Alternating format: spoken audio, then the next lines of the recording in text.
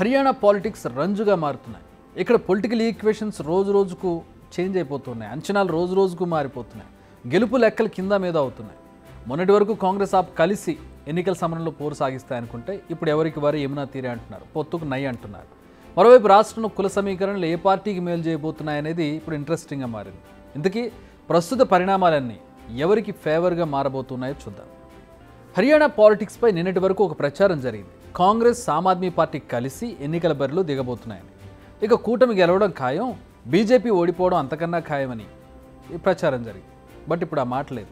ఆప్ కాంగ్రెస్ సపరేట్గా పోటీ. అన్నీ అంటే 90 అసెంబ్లీ స్థానాల్లో బరిలోకి దిగాలని డిసైడ్ అయ్యారు. సో హర్యానాలో ముక్కోణపు పోటీ కన్ఫర్మ్ అయింది. బీజేపీ కాంగ్రెస్ ఆప్ మధ్య హోరాహోరీ పోరు తప్పదని తేలిపోయింది. మరి ఇలా పోటీ చేయడం ఎవరికి లాభం, ఎవరికి నష్టం చూద్దాం. ప్రస్తుతం హర్యానాలో నామినేషన్ల ప్రక్రియ కొనసాగుతోంది. మరో 2 రోజులైతే హర్యానాలో నామినేషన్ల ప్రక్రియ ముగుస్తుంది. ఈలోపే వచ్చింది న్యూస్. తాము ఒంటరిగా బరిలోకి దిగుతామని చెప్పడంతో పాటు ఏకంగా 20 మంది అభ్యర్థులతో ఫస్ట్ లిస్ట్ను ప్రకటించేసింది ఆప్. ఇందులో హైలైట్ ఏంటంటే అంతకుముందు కాంగ్రెస్ను కోరిన 10 నియోజకవర్గాలకు కూడా అభ్యర్థులను ప్రకటించింది ఆప్.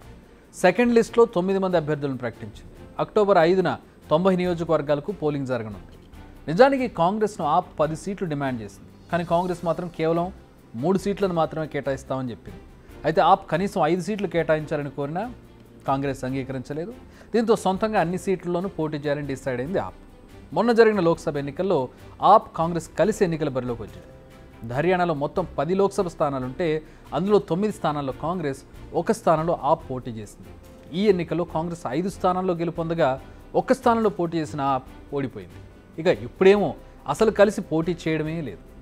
అయితే 2 పార్టీలు విడివిడిగా పోటీ చేయడం ఇప్పుడు బీజేపీకి కలిసి వస్తుందా అనే క్వశ్చన్ రైజ్ అవుతోంది.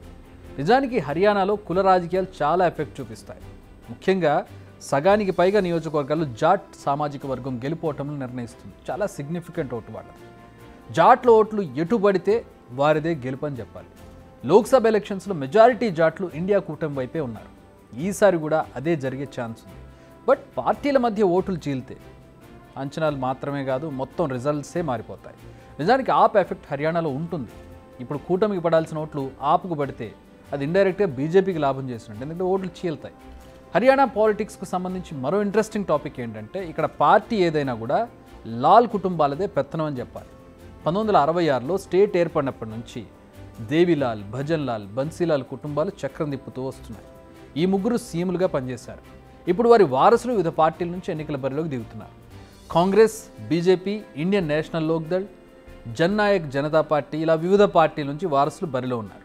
హర్యానా అనగానే రెజ్లర్ వినేష్ ఫోగట్ గురించి మాట్లాడుకోకపోతే అలా. వినేష్ ఫోగట్ జూలనా నియోజకవర్గం నుంచి పోటీ చేస్తున్నారు.